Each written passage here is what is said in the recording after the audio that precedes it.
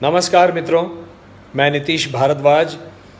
आज सुबह से मुझे बहुत सारे अपने मित्र, मेरे फैंस और मीडिया के मित्र फ़ोन करके पूछ रहे हैं कि क्या आज की कोरोना की स्थिति में इस आपदा में महाभारत प्रासंगिक है। क्या महाभारत का कोई एक पन्ना ऐसा है, कोई एक पृष्ठ ऐसा है जिससे हम कोई सीख ले सकें? तो मित्रों है। वो कौन सा पृष्ठ है? वो अध्याय है आदि पर्व के अंत में, जब महाराज धृतराष्ट्र पांडवों को खांडव वन देते हैं, बंजर धरती और एक वन, अरण्य, और कहते हैं जाओ अपनी नवीन शुरुआत करो, अपना जो नवीन राज्य है उसकी शुरुआत वहाँ से करो। वहाँ बंजर धरती है और खांडव वन है। खांडव वन जो आज का मेरठ है,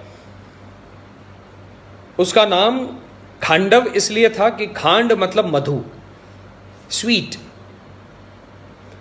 उसमें महुआ के बहुत सारे पेड़ थे और महुआ के पेड़ आप जानते हैं, जब उसके फूल आते हैं तो पूरा आसमंत जो है, वातावरण जो है, वो मधुरता से भर जाता है। ये वन इक्षुमती नदी के किनारे पर था। वहां बहुत सारे प्राणी, पशु, पक्षी, सांप, कछुए, मछली, जलाशय, सब कुछ था। और उसके राजा थे राजा तक्षक, नागराज तक्षक। तो जब ये दिया तो अर्जुन और कृष्ण वहां चले गए और सोच रहे थे, अर्जुन पूछ रहे थे कि अब क्या करें, इसको कैसे करें। ये तो वन है, बंजर धरती है, ये वन की भूमि भी अपने को चाहिए, लेकिन इसको कैसे करें, यहाँ पे कैसे हम इंद्रप्रस्थ बनाएंगे। तो अग्निदेव उनके पास आए और उन्होंने कहा कि मैं 7 बार प्रयास कर चुका हूं इस वन को जलाने का, और ये जो राजा तक्षक हैं जो यहाँ रहते हैं, नागराज, इनके मित्र हैं, परम मित्र हैं इंद्रदेव। जब भी मैं अग्नि के रूप में इसको प्रज्वलित करना चाहता हूं, इंद्रदेव वरुण की वर्षा कर देते हैं और उसको आग को बुझा देते हैं। तो आप मेरी मदद करें, ये मेरे लिए आवश्यक है करना। तो अर्जुन ने सोचा, मैं भी तो यही सोच रहा था कि ये जो वन है ये जल जाए तो मुझे और भूमि मिल जाएगी जिस पर इंद्रप्रस्थ खड़ा होगा, बड़े बड़े महल खड़े होंगे। तो उन्होंने वरुण देव की आराधना की कृष्ण के कहने पर। वरुण देव प्रसन्न हो गए और वरुण देव ने कहा कि क्या चाहिए। उन्होंने कहा, मुझे एक ऐसा धनुष्य चाहिए जिस पर बाण लगाते ही जहां मेरा बाण जाना चाहिए वहीं जाए। एक अलौकिक दिव्य धनुष्य चाहिए। फिर मुझे 2 तरकश चाहिए, अक्षय तरकश, जिसके बाण कभी खत्म ही ना हो। और एक ऐसा रथ चाहिए जो मन की गति से भी तेज दौड़े। तो वरुण देव ने उनको गांडीव धनुष दिया, अक्षय तरकश दिए 2, और वो अलौकिक रथ दिया जिसको बाद में आपने महाभारत के भारतीय युद्ध में देखा, जिसका सारथ्य किया स्वयं भगवान कृष्ण ने। फिर जब ये मिला तो उन्होंने अग्नि से कहा, अग्निदेव आप इसको भस्म कीजिए। अग्निदेव ने जब उसको वन को भस्म किया, तब तक्षक राज वहां नागराज तक्षक वहां पर नहीं थे, वो कुरुक्षेत्र गए थे। सारे पशु पक्षी उसमें से हाहाकार मच गया, जलने लगे। लोगों के पैर जल रहे हैं, प्राणियों के, पक्षियों के पंख जल रहे हैं, गर्दन जल रही है, आंख जल रही है, भस्मसात होने लगा सब कुछ। पक्षी उड़ने लगे। जैसे ही प्राणी भागने लगे, पक्षी उड़ने लगे, अर्जुन ने अक्षय तरकश से बाण निकालकर उस गति से गांडीव से बाण चलाए कि सबको मार दिया, संहार कर दिया। पूरा सब कुछ जल गया। उसमें जलाशय थे, उसका पानी जलाशय का पानी सूख गया, कछुए मर गए, मछलियां मर गईं, सब कुछ मर गया, पेड़ पौधे जल गए। तक्षक का बेटा अश्वसेन, मय नाम का असुर, जिसके माध्यम से, जिसकी सहायता से कृष्ण जी ने मय सभा बनाई इंद्रप्रस्थ में बाद में, और 4 पंछी, इतने ही बचे, 6 लोग। उसके ऊपर इंद्रप्रस्थ खड़ा हुआ, निर्माण हुआ। लेकिन प्रतिशोध की ज्वाला में तक्षक दहक रहा था, प्रतिशोध लेना चाह रहा था।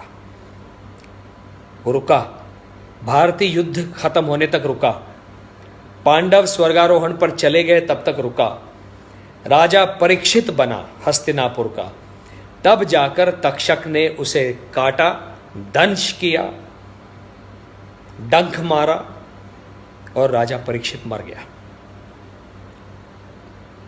अपने पिता को मरता हुआ देख प्रतिशोध की ज्वाला में धधक उठा उसका बेटा जन्मेजय।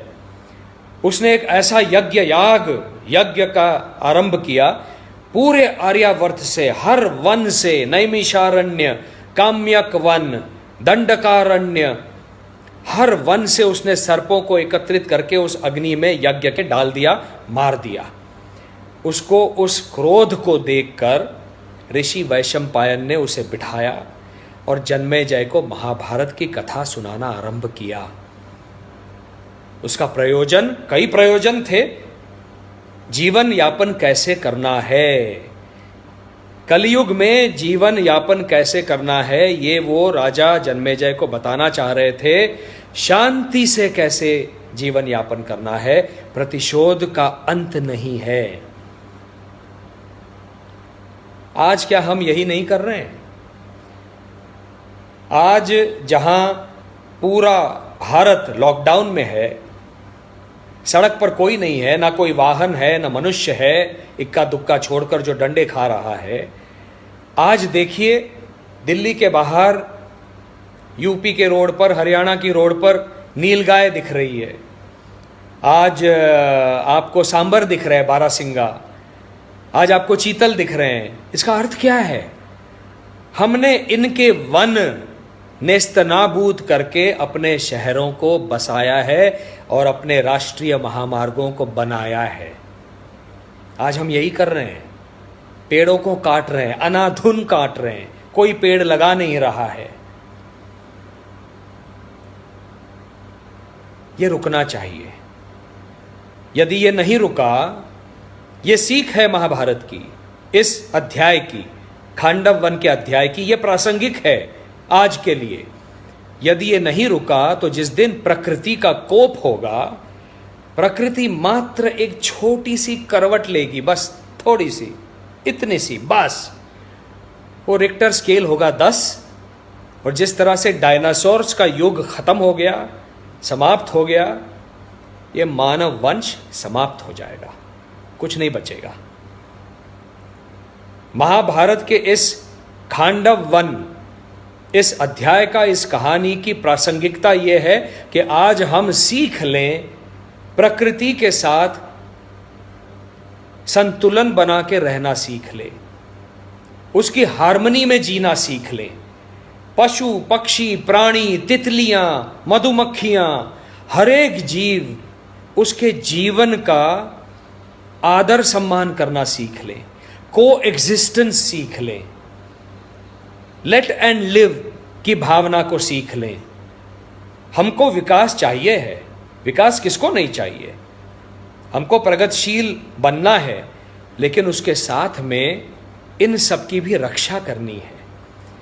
यदि हमने ये नहीं किया, इन सब की रक्षा नहीं की, इनके साथ मिलजुल कर रहना नहीं सीखा, तो प्रकृति सुनामी भेज देगी, भूकंप भेज देगी, और बहुत अगर क्रुद्ध हो गई प्रकृति तो बस रिक्टर स्केल पर 10 की एक करवट, और यहां पर हम समाप्त।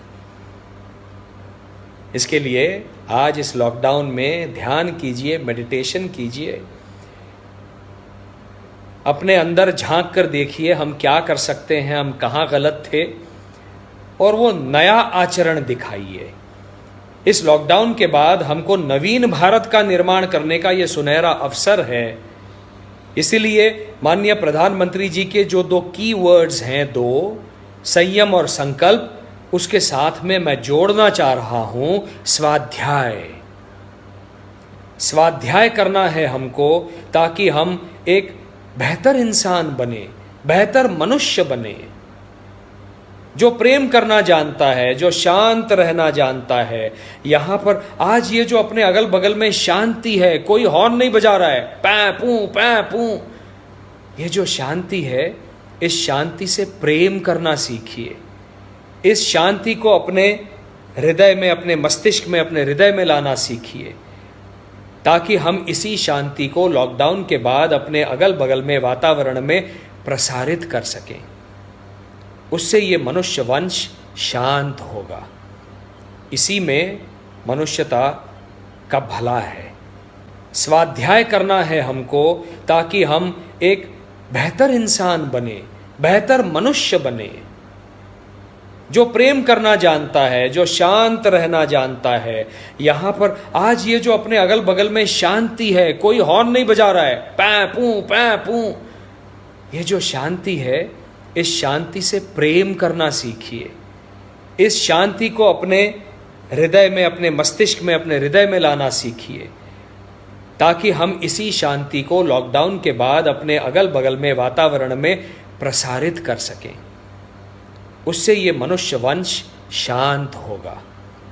इसी में मनुष्यता का भला है। इतना मैंने समझा है, ये मैं करना चाहता हूँ और आप सबसे अपील करता हूँ, निवेदन करता हूँ, करबद्ध निवेदन करता हूँ कि ये कीजिए, संयम, संकल्प और स्वाध्याय। नमस्कार।